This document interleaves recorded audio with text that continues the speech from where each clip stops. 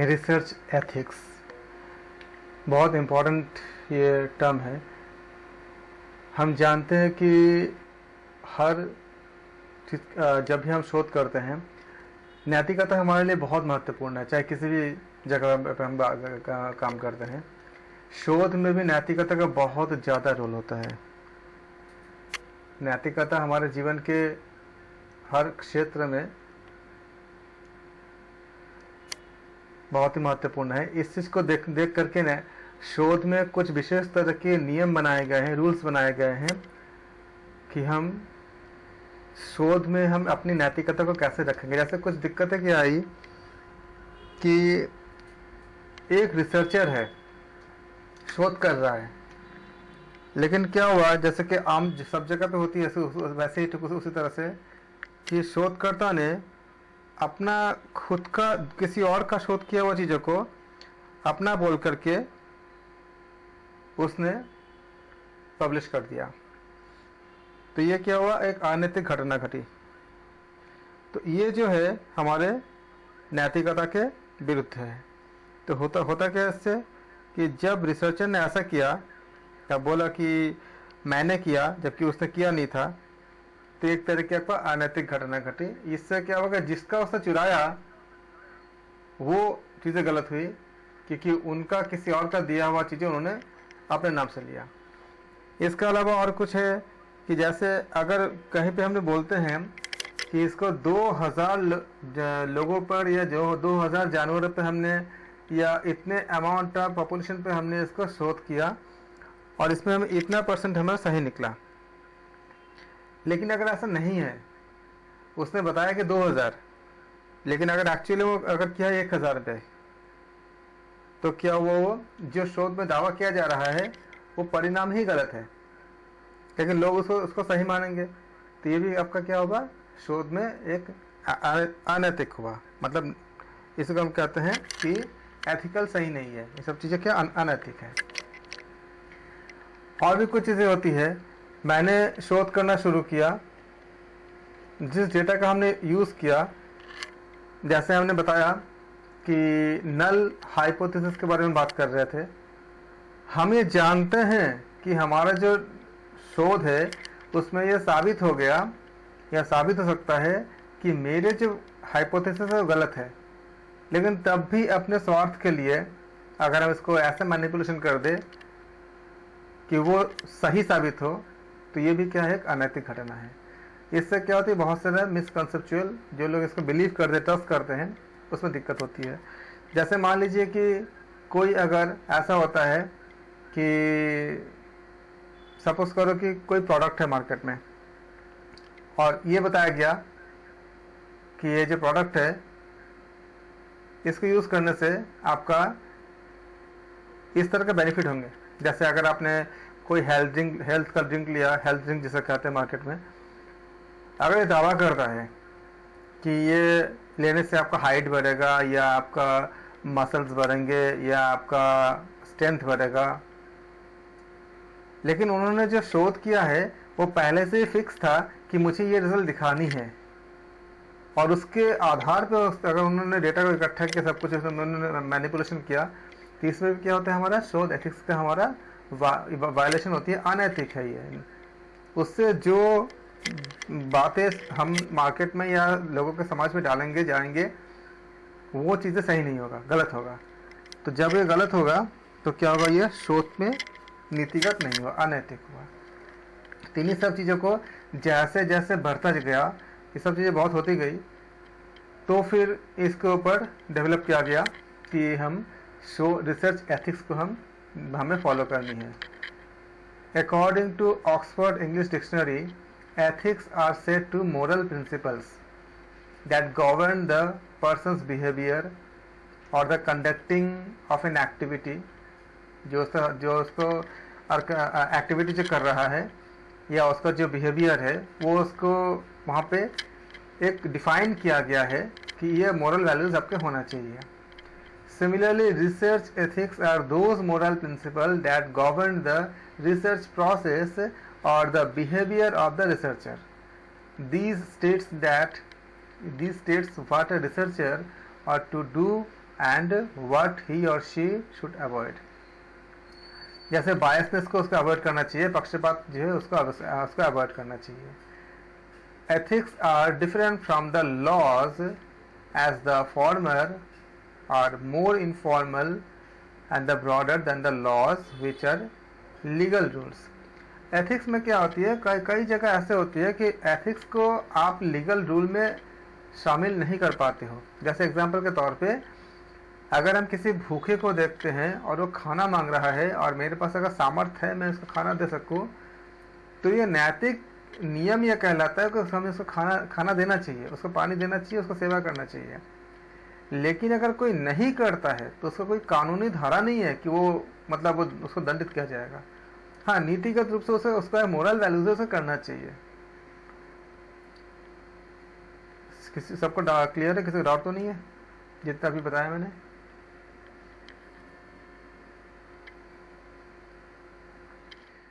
लेकिन नहीं sir, clear है सर, क्लियर है सर। एथिक आपका जो होता है, नीतिगत बोलता है नहीं, आपको उस समय करना चाहिए। आपको अंतर्ज्ञान, अंतरात्मा, ये बहुत कचोटता है। ऐसा भी देखोगे कि अगर आपने किसी को मदद किया, किसी को निस्वार्थ से अगर हेल्प किया, तो आप उसको जो फायदा हुआ वो तो हुआ, आपके अंदर इतनी ज़्यादा शांति महसूस होगा। और एक्चुअली ये आप देखोगे आने वाले इसमें भी बहुत सा काम हो रही है, इससे भी शोध हो रही है, बहुत हुई भी है, बहुत लंबे बहुत बेहतरीन शोध हुई है कि जो लोग यूएस में हुई थी इसका शोध, जो लोग निस्वार्थ भाव से लोगों की सेवा करते हैं, ये सेवा करने की भावना रखते हैं, कर भी नहीं पाते किसी वजह से, लेकिन करने की भावना रखते हैं, मतलब अनुभूति रखते हैं, वो उनके मन में आत्मविश्वास बहुत ज़्यादा बड़ी होती है। और जो कॉमन लाइफ की जो चैलेंजेस होती है उनको ज़्यादा असर नहीं कर पाता। हर चीज़ में उनको एक ऐसा इनविजिबल कुछ आपका स्पिरिचुअल सपोर्ट रहता है कि हर चीज़ को ओवरकम कर जाते हैं। जिन लोगों के मन में दिल से ये भावना या इच्छाएं रहती है, ये कोई लॉ नहीं है। और जो लोग ऐसा करते हैं, जैसे आप देखोगे कॉमन लाइफ में भी कि आप रास्ते में जा रहे हो, आपसे किसी से आप किसी को नहीं जानते, लेकिन आप देख रहे हो कि एक इंसान जो है किसी को मदद कर रहा है, चाहे वो किसी जानवर को ही क्यों ना कर रहा है। कि एक जानवर मान लो कि किसी कुएं में गिर गया है, या एक बार हुआ था कि कोई मोर गिर गया था, वो उठ नहीं पा रहा है, तो वो अपने कोशिश से जैसे भी होगा उसको नीचे उतर के रस्सी बांध के उसको बचाया। आपके अंदर उसको देख करके उस इंसान के प्रति और इस पूरा घटना के पूरे इंसिडेंट के प्रति इतनी अच्छी एक पॉजिटिव वाइब्स जनरेट होगा कि आप उसका बिल्कुल नहीं जानते थे, लेकिन उसका तारीफ में आप मन में बहुत सारे अच्छी भावना लाओगे, जबकि आप उसको जानते तक नहीं हो, क्योंकि उसने आपको इस बिहेवियर से एक बहुत पॉजिटिव स्पिरिचुअल वाइब्स दिया, जिससे आपके अंदर का जो तनाव है, आपके अंदर के जो नेगेटिव इम्पल्सेस है, वो सब पूरा फ्लश हो गया पूरा। और अगर आप खुद करते हो बिना किसी स्वार्थ से, सोचो कितनी बड़ी अचीवमेंट होती है। तो ये क्या हमें से कौन सिखाती है? एथिक्स सिखाती है। अगर कोई नहीं करेगा तो उसको हमारे लॉ से पनिशमेंट नहीं मिलेगा, लेकिन ये करना चाहिए। ये हमारा सामाजिक दायित्व, इसी को हम एथिक्स कहते हैं या नीति शास्त्र कहते हैं। लेकिन इसमें कुछ कंडीशंस होती है। Sometimes it can be true that a legal activity is unethical और an illegal activity is ethical. बहुत सारे आपका स्थान, काल, पात्र होता है। अब ऐसे बहुत सारे कंडीशंस होते हैं कि मान लीजिए कि कोई जैसे रावण महात्मा के बेस में जाकर के सीता का हरण कर लिए, तो आपका नीति शास्त्र तो यही कहता है कि उनको जाकर भिक्षा देना चाहिए था, लेकिन वहाँ पे क्या उन्होंने दुरुपयोग कर लिया। ऐसे ही हम भी चाहते हैं कि हम किसी को मदद करें, लेकिन अगर हमें ये आभास हो जाए कि सामने वाला एक्चुअली वो भिखारी या उसका नीडी नहीं है, वो हमें हार्म पहुँचा सकता है, वो हमें चीट कर सकता है, तो उस समय क्या होती है, सारा चीज़ें बदल जाती है। इसलिए स्थान, काल, पात्र मायने रखता है। जैसे सपोज करो कि हम देखते हैं कि किसी बच्चे जो भीख मांगते हैं, नॉर्मली क्या होता है, बहुत दया आती है तो उसको हम कुछ पैसा या कुछ दे देते हैं। लेकिन अगर ये पता चल जाए कि बच्चे उस पैसों का मिसयूज़ करते हैं, कि मतलब पैसों को लेकर के किसी बुरे काम में लगाते हैं, या उन बच्चों से ऐसा करवाया जाता है, बच्चों को मतलब पकड़ के, ताकि किसी का मतलब कोई बुरा काम ऐसा कर रहा है, तो उस समय नीति उल्टा हो जाती है। उस समय नहीं देना चाहिए। उस समय बोलते हैं कि अगर किसी को देना ही होता, बोलते हैं इसको खाना खिला देंगे लेकिन पैसा नहीं देंगे, क्योंकि कैश लेके वो कुछ भी कर सकता है। इस तरह से क्या होता है कि स्थान काल पात्र के अनुसार वो सब चीज़ें हम बदल जाती है। ऐसे बहुत सारी चीज़ें हैं जो एक आपका स्थान विशेष भी होती है। जैसे अगर किसी देश का रूल बन जाए कि आप 2 से ज़्यादा बच्चे पैदा नहीं कर सकते, तो अगर ज़्यादा बच्चे करेंगे तो वो आपका इलीगल हो जाएगा उस देश में जहाँ पे जनसंख्या बहुत ज़्यादा होती है, जैसे कि चाइना वगैरह में ये ऐसा रूल बनाया गया था। लेकिन ऐसा कई देश है जहाँ पे पॉपुलेशन की बहुत दिक्कत है, बहुत ही मतलब घट रहा है, काफ़ी कम हो रहा है। तो वहाँ पे क्या होगा, हम बोलेंगे आप जितने ज़्यादा बच्चे पैदा करोगे उतने ज़्यादा आपको मतलब अप्रिशिएट किया जाएगा। आपको किसी देश में मैंने सुना था कि वहाँ पे शायद 30 बच्चे किसी फैमिली में एक वीमेन ने प्रसव किए थे, तो उनको मदरलैंड के अवार्ड दिया गया था। वो अगर दूसरी जगह अगर, क्योंकि उस जगह उस देश में पॉपुलेशन बहुत ही कम हो रहा था, बहुत ज़्यादा कम हो रहा था, तो बहुत कम होना भी दिक्कत की बात है और ज़्यादा होना भी दिक्कत की बात है ही, हम देख ही रहे हैं। तो एक जगह पे क्या होगा, वो जो एक घटना जहाँ पे आपका लीगल होगा वहाँ पे किसी और जगह पे वो इलीगल भी हो सकती है। ये अनएथिकल भी आपका एथिकल और अनएथिकल ये स्थान काल पात्र के अनुसार हम तय करते हैं। तो इट इज़ ऑल्सो नीडेड, क्योंकि एग्जाम्पल से समझाना ज़्यादा अच्छा है, तो मैंने कई चीज़ों को कोशिश किया उसका एग्जाम्पल में के ज़रिए आपको समझाने के लिए। It also needs to be considered that here that these vary from time to time. आपको यही समझा रहा था मैं, समय से वो चेंज हो जाती है। What was considered ethical in the past may be ethical now, और what was considered मतलब पहले unethical, जिसको हम unethical मानते थे in the past may be ethical now, and what is the unethical now can be ethical tomorrow. आज जिसको हम अनैतिक मानते हैं कल शायद वो नैतिक हो जाए, या ये सारा चीज़ें स्थान काल पात्र पे डिपेंड करता है। ये बेसिक बैकग्राउंड था कि हमें एथिक्स की क्या ज़रूरत पड़ी इसमें लाने के लिए, और एथिक्स का रूल लगातार अपडेट होते जा रही है रिसर्च के मामले में। इसी में से आपको बहुत से क्वेश्चन पूछे जाएंगे एग्जाम में। Ethics help in bringing out, जब आप नोट्स लिखोगे ना तो यहीं से आपका यहाँ पे आपको बैकग्राउंड होती है कि आप इसको एथिक्स को समझाओगे क्या होती है, थोड़ी सी इसके बारे में आप समराइज़ करोगे जो हम समराइज़ करें पैराग्राफ में, उसके बाद पॉइंट्स पे आ जाओगे जो पॉइंट आपको यहाँ पे बताया जाएगा। Ethics help in bringing out the real facts about the research problems, जैसे जो सही समस्या है उसको आपको मतलब शोध समस्या में एथिक्स आपको लाता है, मतलब समस्या को लाता है। अब मैं अगर ज़बरदस्ती बोलूँ कि देखो ये प्रोडक्ट आप यूज़ कर लो, करने से आपका स्ट्रेंथ, हाइट और दूसरी चीज़ बढ़ जाएगा, तो हमने अगर गलत रिसर्च किया तो वो जो आएगा, अगर हमने सही किए होते तो लोगों तक सही जानकारी पहुँचता है। अगर कोई मतलब गलत तरह से विज्ञान की सहायता से या किसी एक्सपर्ट से बोलवा देता है कि ये तेल इस्तेमाल करो, ये तेल में आपको करने से आपका कार्डियो में या आपका जो दूसरे जो आपका जो कोलेस्ट्रॉल वगैरह में कमी आएगी, और सच में आती है तो बहुत अच्छी बात है कि, लेकिन अगर नहीं आती है और लोग उस भ्रम में उसको ले रहे हैं तो क्या हुआ, वो एक गलत जानकारी को प्रमोट किया जा रहा है। तो ये आपका क्या करते हैं, बहुत आपका हार्मफुल होता है। ऐसा आजकल कई जगह देखने को मिलता भी है, आप लोग देख भी सकते हो सब जगह पे ऐसा कई चीज़ें, खासकर आपका जो विज्ञापन वगैरह में ऐसा कई चीज़ें मिलती है देखने को। This helps in reducing the chances of error in the study, क्योंकि आगे जो लोग स्टडी करेंगे वो अगर हमारे बात को सही मान कर स्टडी करेंगे तो वो भी गलत दिशा में जाएंगे। क्योंकि आता है एग्ज़ाम में, अगर आप इंटरव्यू जाते हो या अगर रिटन एग्ज़ाम होता है कि क्यों हम एथिक्स को स्टडी करें, किस तरह से ये आपका शोध को, रिसर्च को आपको इफेक्ट करता है। अगर मैंने गलत किसी तथ्य को हमने सही प्रमाणित किया और आगे आने वाले लोग जो शोध करेंगे वो हमारे तथ्य को एक बार अगर सही मान के अगर उस पर शोध उसके आगे करेंगे तो उनकी भी सारा चीज़ क्या होगी, गलत साबित हो जाएगी अगर उन्होंने हमारे गलत चीज़ को सही माना तो ये भी सब बहुत बड़ी समस्या या बहुत बड़ी इशू हो सकती है, हानि हो सकती है समाज के लिए भी या सब चीज़ के लिए भी, ज्ञान के लिए भी। It helps in protecting the interest of respondents, ठीक, डाटा आपके शोध से लेंगे, जो आपने रिसर्च की उसी से लेंगे, तो इसलिए हमें शोध की में एथिक्स की बहुत ज़्यादा ज़रूरत होती है। क्या क्या होना चाहिए, research ethics have a significant effect on the credibility, उसमें उनके क्या होना चाहिए, क्रेडिबिलिटी होना चाहिए। और ये सब बोल चुके थे पहले भी, ऑब्जेक्टिविटी, इंटेग्रिटी, ये सारा चीज़ें आपका होना चाहिए। अगर इनका वायलेशन होता है तो उस समय जो है उसमें हमें रियल टाइम प्रॉब्लम्स में हमें इसको देखना चाहिए कि कहाँ पे आपका वायलेशन हो रही है।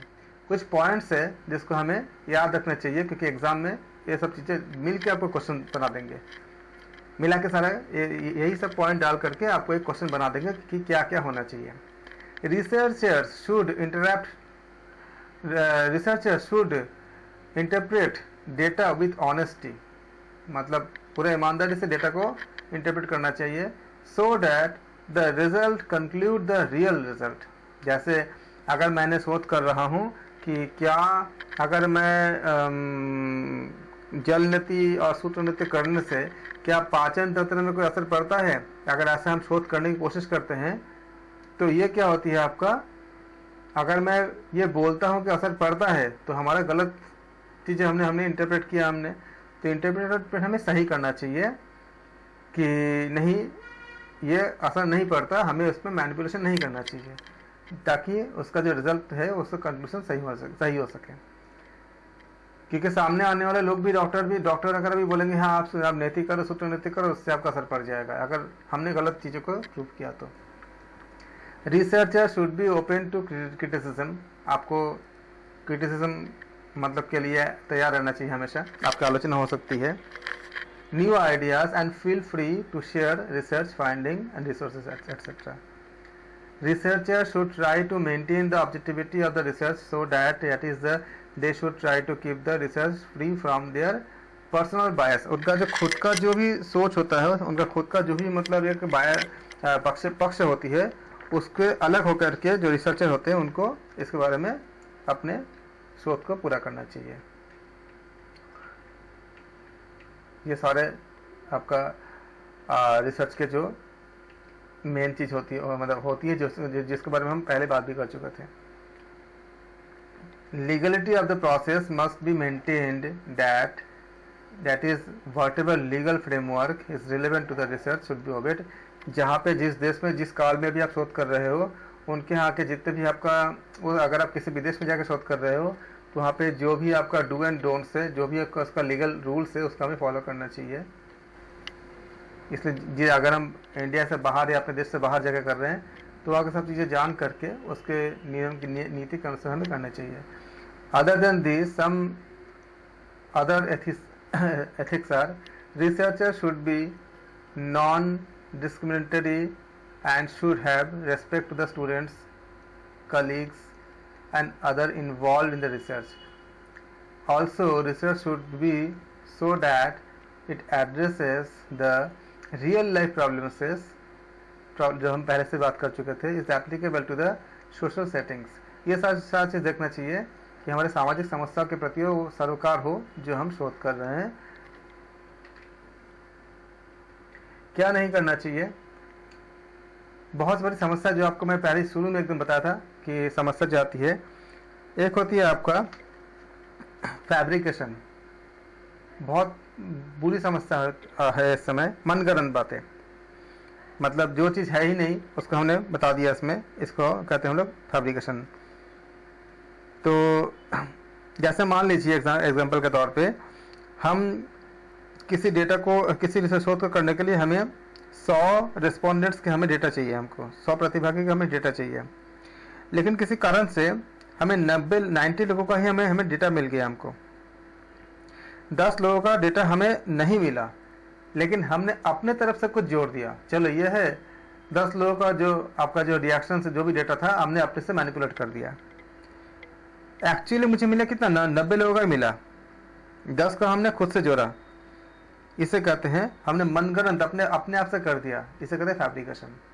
तो फैब्रिकेशन हम क्या करते हैं, जो फैब्रिकेशन जो आपका अनैतिक जो होती है, इसका मतलब ये होती है मनगढ़ंत होती है। फैब्रिकेशन मतलब हिंदी इसका कि हम अपने मनगढ़ंत डेटा हमने डाल दिया कि 90, सपोज करो कि कोई अगर ये देखता है कि किसी विशेष तरह के आपका योग के क्रिया से अगर क्या तनाव का रिलीज होता है, तनाव कम होती है, तो किसी ने क्या किया कि 100 में से 90 लोगों को तो रियल डेटा लिया बाकी 10 लोगों को मान लीजिए कि शोध बीच में छोड़ के चले गए थे, तो 10 का वो अपने आप से ऐसे ही दे दिया उन्होंने, तो अपने मन से दे दिया, तो उसे हम कहते हैं फैब्रिकेशन कहते हैं। तो फैब्रिकेशन जब होगा तो हमको रियल डेटा तो नहीं मिलेगा। ये टर्म याद रखना, फैब्रिकेशन के नाम से ही आपको क्वेश्चन में पूछे जाएंगे। जब भी क्वेश्चन आएंगे आपको फैब्रिकेशन के ही नाम से क्वेश्चन में पूछे जाएंगे एग्जाम में। फिर आते हैं आपका फॉल्सिफिकेशन। फॉल्सिफिकेशन कोई बताएंगे?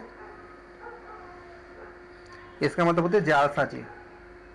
फॉल्सिफिकेशन का मतलब क्या होती है? जालसाजी मतलब डेटा जो है उसको हम मैनिपुलेट करते हैं हम शो करने के लिए, मतलब हम कह सकते हैं कि manipulating the data on the research. यहाँ देखो, ये तो क्लियर हो गया आपको, मैं वो रीड कर देता हूँ।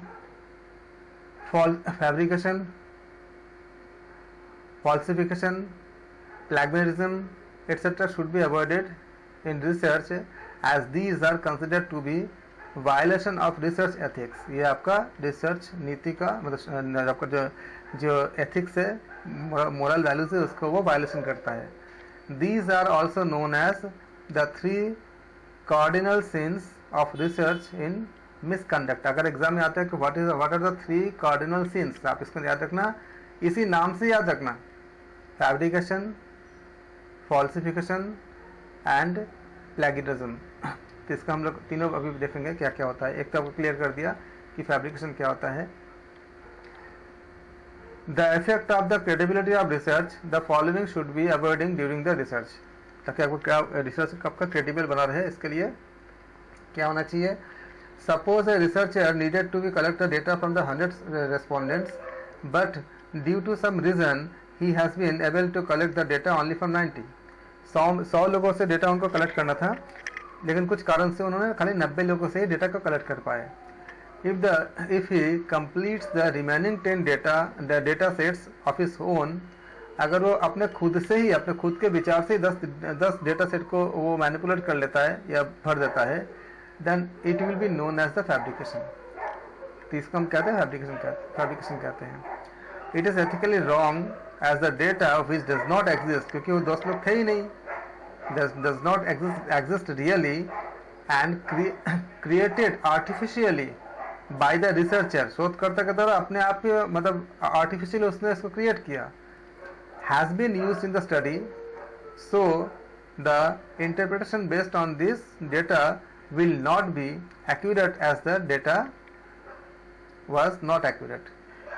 तो interpretations based on this data will not be accurate as data was not accurate। क्योंकि डेटा एक्यूरेट नहीं था, तो हम जो निष्कर्ष निकालेंगे वो भी एक्यूरेट नहीं होगा, क्योंकि हमने इसमें 10 लोगों को अपने आप से जोड़ दिया था। इसे कहते हैं मनगढ़ंत डेटा हमने डाला था। तो ये क्या होती है? फैब्रिकेशन। फैब्रिकेशन में समझने में कोई दिक्कत है तो किसी को बताएं। फैब्रिकेशन क्लियर है? किसे कहते हैं? इसी टर्म से पूछे जाएंगे आपको। जी सर, क्लियर है सर। फिर आता है आपका फॉल्सिफिकेशन।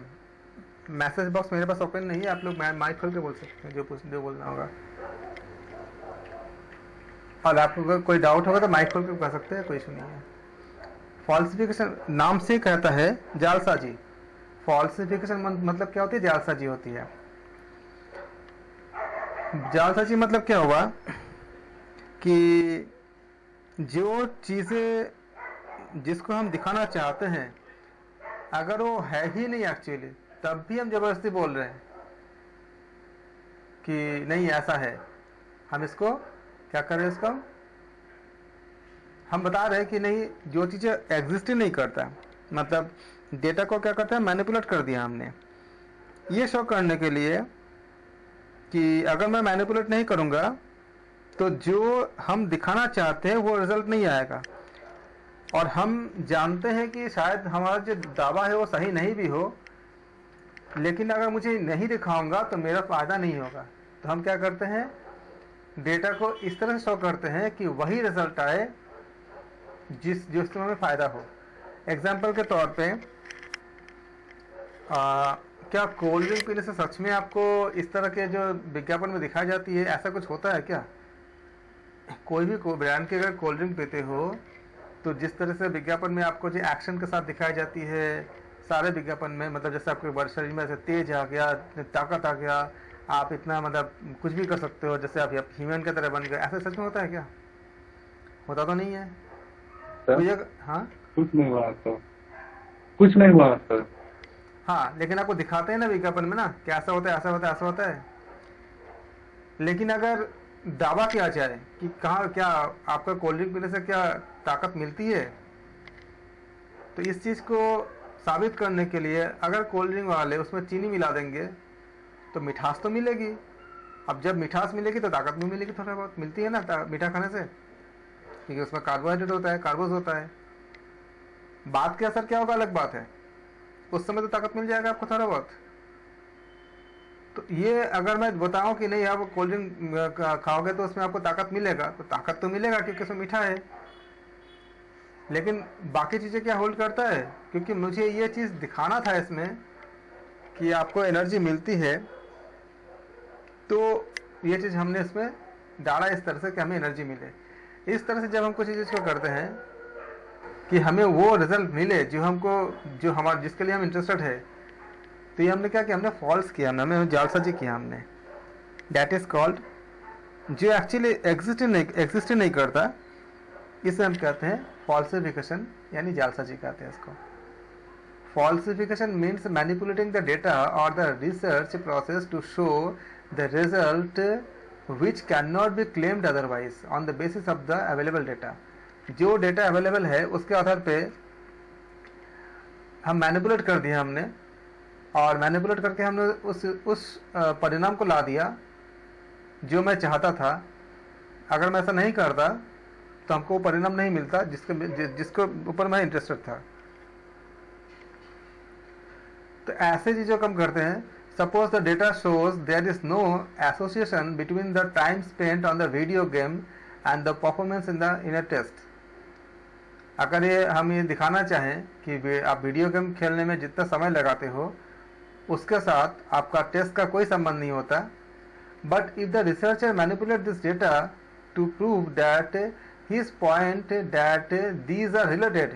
अगर मान लो कि आपका, मैं यहाँ पे जो एग्जांपल दिया जा रहा है उसके हाँ या ना को समर्थन नहीं करता, मैं खाली एक एग्जांपल दे रहा हूँ कि अगर किसी को अगर ऐसा मिलता है सच में कि वीडियो गेम खेलने से आपका कोई टेस्ट इफेक्ट नहीं करता, लेकिन हकीकत में क्या टेस्ट इफेक्ट कर सकता है ना, क्योंकि वीडियो गेम में ज़्यादा अगर समय लगाओगे तो पढ़ाई नहीं करोगे, तो पढ़ाई नहीं करोगे, एक हद से ज़्यादा अगर लगाओगे तो आपका इफेक्ट कर सकता है। लेकिन अगर मान लीजिए कि ऐसा होता है कि नहीं करता, अगर रियल डेटा अगर ऐसा है कि नहीं करता, लेकिन अगर मुझे इसको, हमें अपने बेनिफिट के लिए मुझे प्रूफ करनी है कि नहीं करता है, तो हमने क्या किया, इसको हमने एक झूठा, हमने एक मतलब चीज़ों को हमने खड़ा किया। Then this will be case of the falsification. तो जो एक्चुअली डेट शोध में जो चीज़ आया नहीं है लेकिन उसका आना मेरे फायदेमंद है, तो हमने उसको उल्टा कर दिया, तो दिस इज द फॉल्सिफिकेशन, जालसाजी।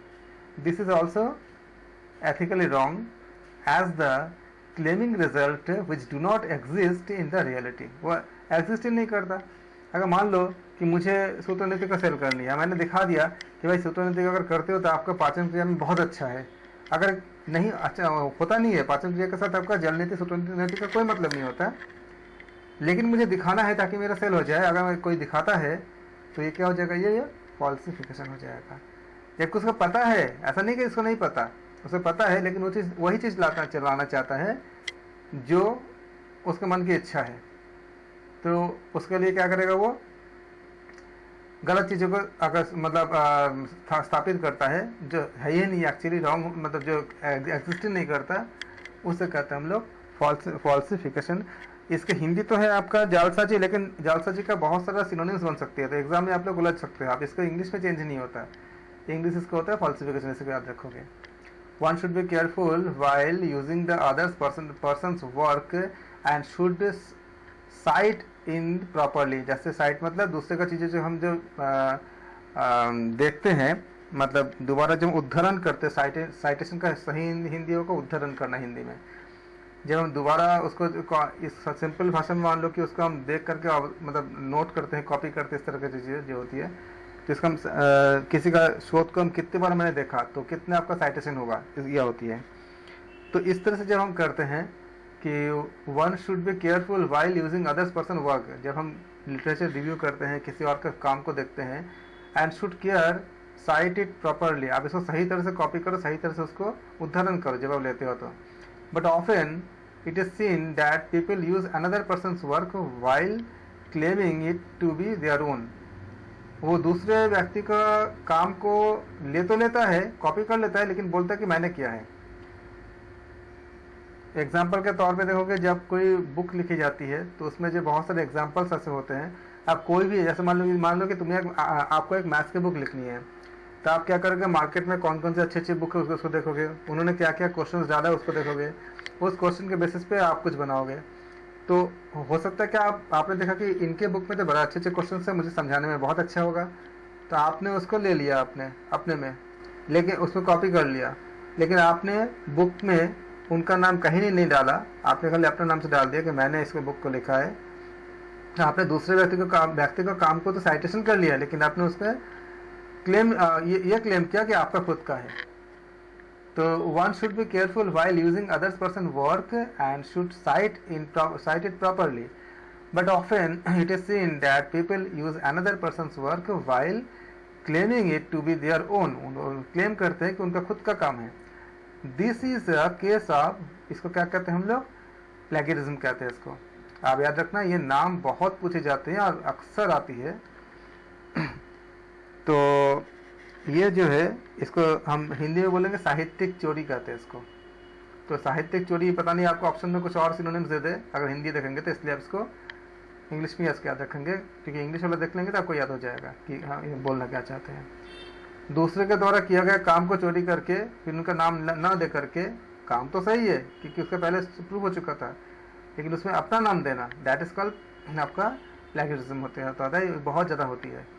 देयर आर मेनी अब इसको रोकने के लिए बहुत सारे सॉफ्टवेयर बनाए गए हैं. ऐसे softwares and websites available to check the plagiarism. इसको चेक करने के लिए क्या होगा, अब तो बहुत मतलब कड़ाई हो गई है. पहले इंडिया में बहुत होता था, दूसरे के शोध को लोग ऐसा डाल देते थे अपने बोल के.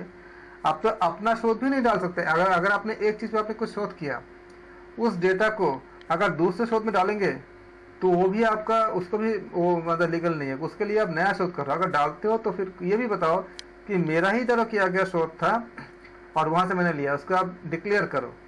करने के बाद आप उसको लिखो, भले ही आपने पहले भी किया हो. इसके लिए भी नया नियम आया है.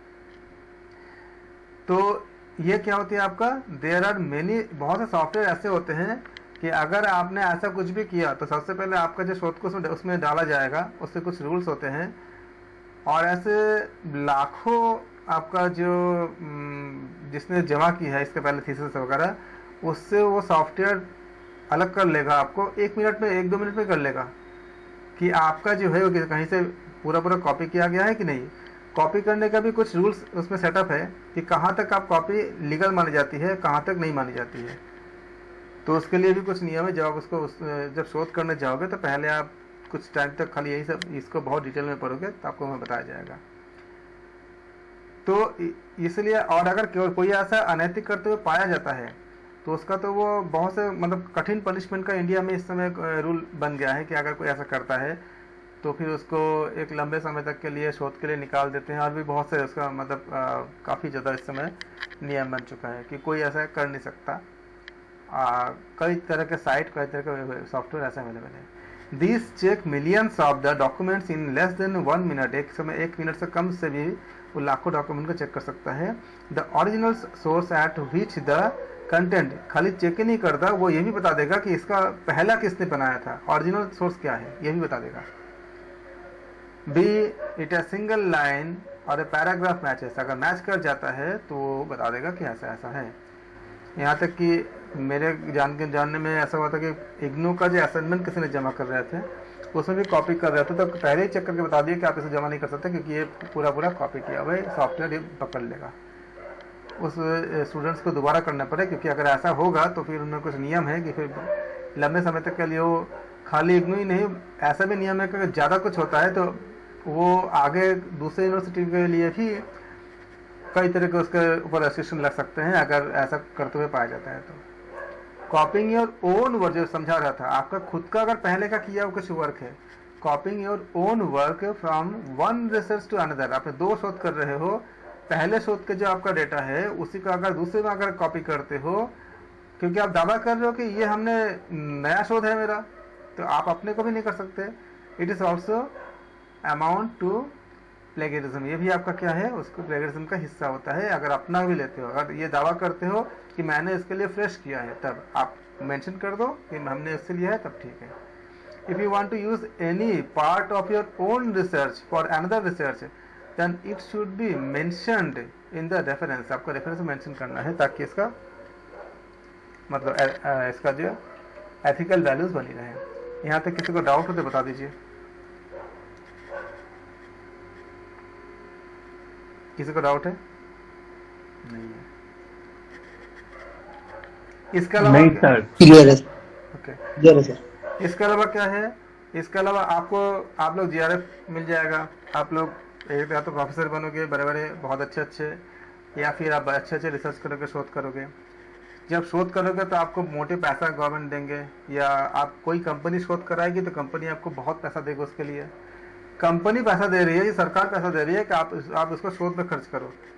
और इसका इस्तेमाल अगर आपने अपने पर्सनल यूज़ के लिए, जैसे ड्रेस खरीद लिया या कुछ और कर लिया, या पर्सनल कुछ वो कर लिया, कुछ कंफर्ट कुछ आपने स्पेंड कर लिया, तो ये क्या होती है, आपका मिसयूज ऑफ फंड हो गया।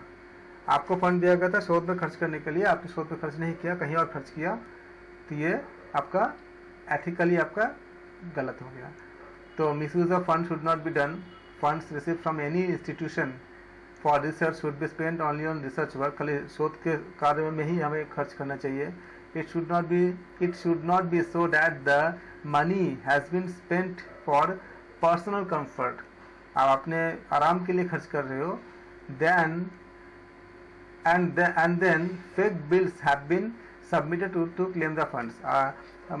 कोई मान लीजिए कि अपने पर्सनल कंफर्ट के लिए कर लिया, खर्च कर लिया, और फेक बिल जो है दिखा दिया किसी कंपनी को, जिस कंपनी के आधार पे अंडर पे वो शोध कर रहा था। तो ये सारी चीज़ क्या होती है, गलत होती है। Respondents should not be lured by the any kind of gifts or incentives. इसमें लालच में नहीं आना चाहिए।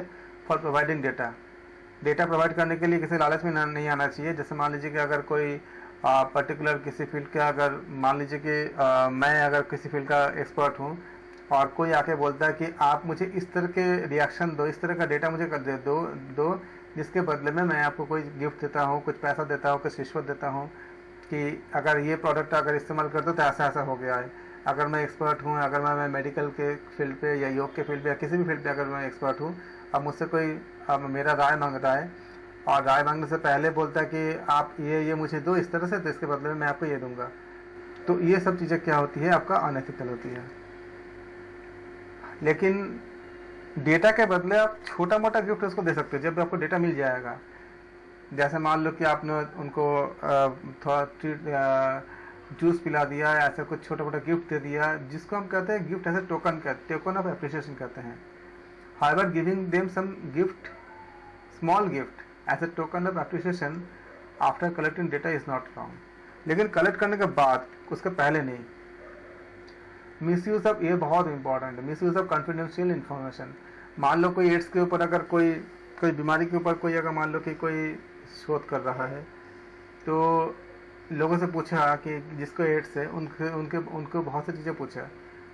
अगर वो अपने कॉन्फिडेंशियल बातों को शेयर करता है, और ये बात रिसर्चर को अपने तक ही रखना चाहिए होता है, उसमें ये अननेसेसरी जो है चीज़ों को बोलना नहीं होता है, बिना उनके परमिशन के बोलना नहीं होता है, क्योंकि उनके जो बहुत सी चीज़ें होती है जो कॉन्फिडेंशियल होता है, जिसको सामने नहीं लाना पड़ता। या हम सोशल साइंस पे कुछ हम शोध कर रहे हैं, तो अगर हमने किसी से पूछा कि आपने हमारे पर्सनल प्रॉब्लम्स के बारे में, उन्होंने हमसे शेयर किया, और अगर मैं उसका अननेसेसरीली अगर मैं उसको हाईलाइट कर देता हूँ, और उससे अगर किसी भी तरह का हानि होता है, सामाजिक या आर्थिक या ऐसा किसी तरह की, तो ये क्या होती है, आपका हमारा अनएथिकल एक्टिविटी हो गया। तो कभी भी ऐसा नहीं करना चाहिए, और जितना हमें देना है तो मुझे हमसे पूछ लेना चाहिए कि हमें इसका ऐसे मैं दे सकता हूँ, ऐसे मैं लोगों, तो जैसे मान लो कि अगर आप देखते भी होंगे जो लोग प्रैंक वीडियो बनाते हैं और जो यूट्यूब वगैरह में, तो प्रैंक बनाने के बाद क्या करते हैं कि उनसे पूछते हैं कि मैंने ऐसा प्रैंक बनाया, क्या मैं वीडियो यूट्यूब में डाल सकता हूँ। अगर उनके परमिशन होती है तो डालते हैं, तो क्या हुआ आपका ये कॉन्फिडेंस, उनका एक मतलब परमिशन ले लेना। इसी तरह से आपने अगर डेटा इकट्ठा किया है और मान लो कि ऐसे कोविड के केस में, अब कोविड के केस में बहुत लोग बोलना नहीं चाहते थे कि हाँ मुझे कोविड हुआ है, जिसको हुआ है, क्योंकि वो तब उसको बहुत तरह के सामाजिक और बहुत तरह के अपने समस्याओं का साथ सामना करना पड़ रहा था। तो वो डेटा इकट्ठा करने के लिए तो उसने बोल दिया कि हाँ मुझे ऐसा ऐसा है, लेकिन उसको हमें पब्लिकली नहीं करना चाहिए अननेसेसरी, क्योंकि फिर वो उसका जो प्रोसेस होता है सही तरीका, वो जाएगा, वो डॉक्टर के पास जाएगा, फिर अपने क्वारंटाइन में रहेगा, जिसका जो भी गवर्नमेंट का जो नियम उसको फॉलो करेगा।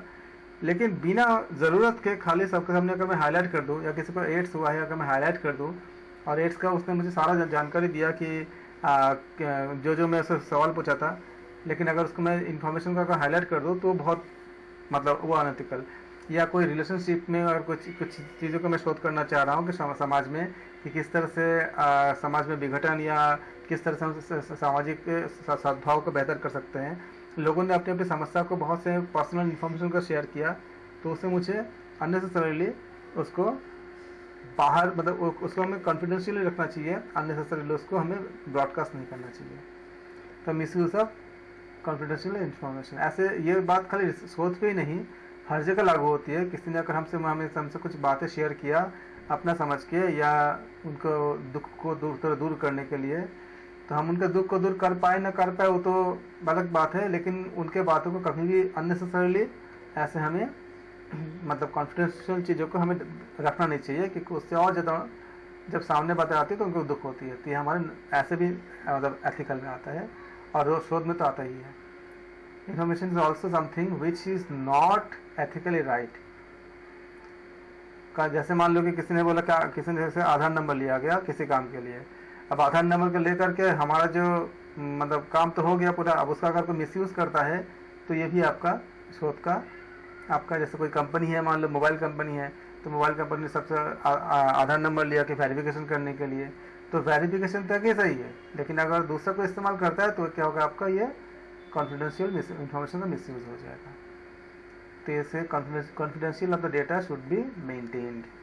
Researcher should not be reveal the identity of the respondents.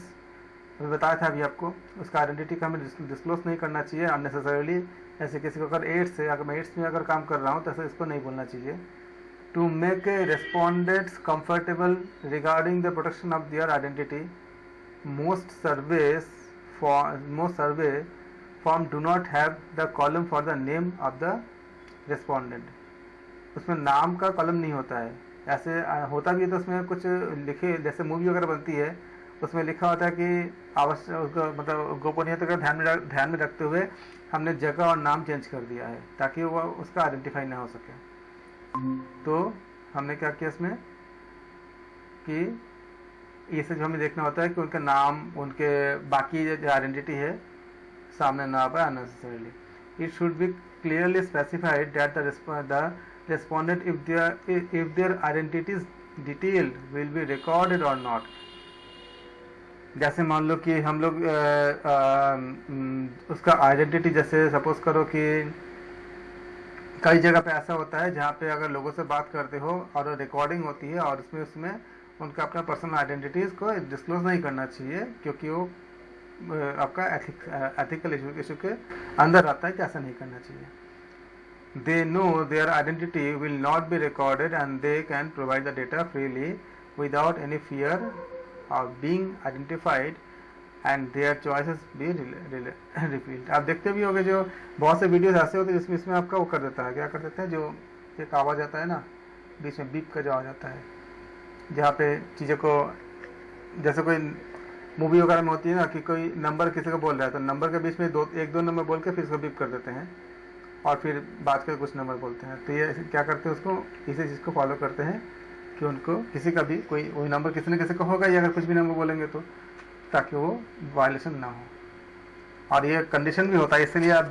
जब भी कोई मूवी देखते हो, कोई सीरियल देखते हो, उसमें एक डिस्क्लेमर लिखा होता है कि ये कि कल्पना के आधार पर है, इसके साथ मतलब सच्ची दुनिया से कोई मतलब नहीं है, अगर ऐसा होता है तो ये एक संयोग होगा, ऐसे आपको वो डिस्क्लेमर लगा चलाते हैं। It is ethically wrong to harm anyone while conducting research और परफॉर्मिंग एक्सपेरिमेंट। ये किसी को, यहाँ तक कि जानवर का भी हार्म नहीं होना चाहिए आप देखोगे, क्योंकि कई ऐसे, जैसे वोडाफोन का जब ऐड आता है तो इसमें लिखा होता है कि इस ऐड के शूट के समय किसी भी प्रकार के जानवर का कोई, जैसे जो उसका जो डॉगी के साथ जो बहुत प्यारा सा क्यूट सा ऐड आता है, उसे बोलता है कि पहले बोलता था कि डॉगी के साथ कोई भी तरह के कोई मतलब उसका हार्म नहीं पहुंचाया गया।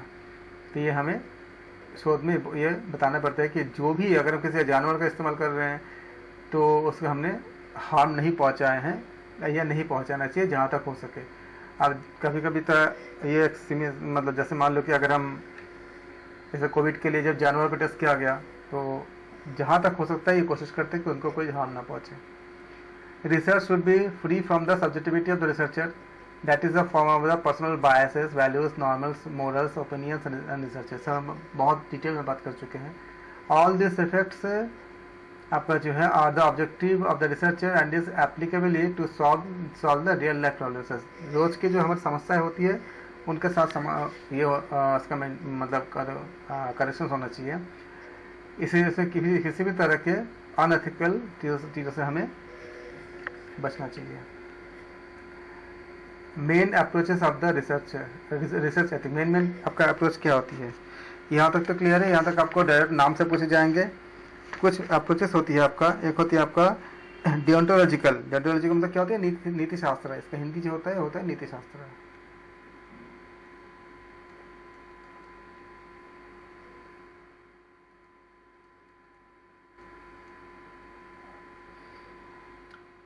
तो we should identify the use of the universal code in making the ethical decisions.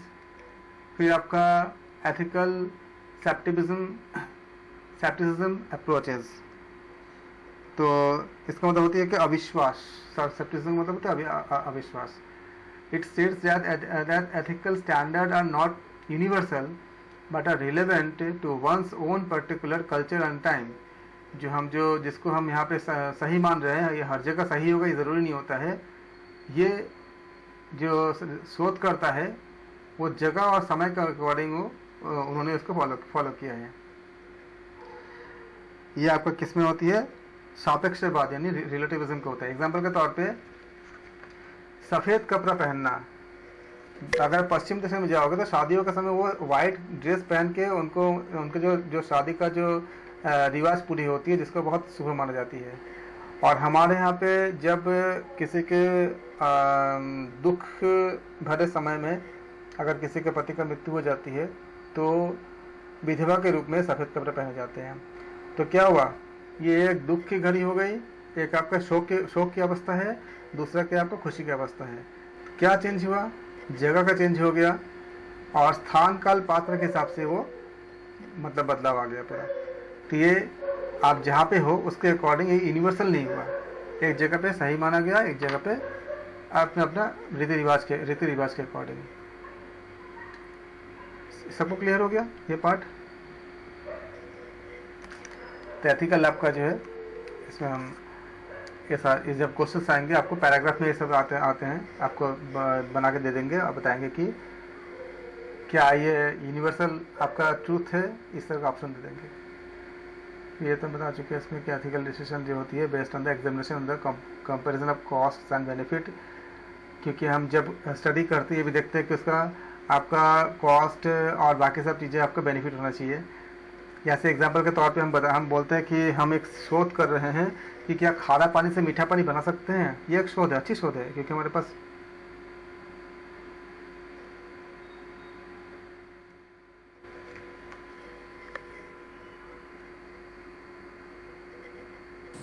Suryakant sir आवाज आ रही है? Hello Suryakant sir. हाँ जी, आवाज़ आ रही है मेरा? हाँ, आप लेफ्ट हो गए थे शायद, वो मुझे पता ही नहीं चला, नेट कट गया था शायद। हाँ अच्छा, क्लास वो बंद हो गई थी ना, काफी देर से नहीं चल रहा था। रिकॉर्डेड है, उसको मिल जाएगा। एक्चुअली मुझे पता ही नहीं चला। अच्छा, तो देख लीजिए, आप कंटिन्यू करेंगे कि कल करेंगे? ठीक है, यहीं तक रखते हैं हम या बच्चों से पूछ लीजिए जितने हैं अभी। हाँ, अभी जितने लोग हैं मौजूद उनसे एक बार बात कर लीजिए, देख लीजिए। आज हम यहाँ तक रखते हैं, अगले क्लास में इसके बाद हम करेंगे। Thank you so much.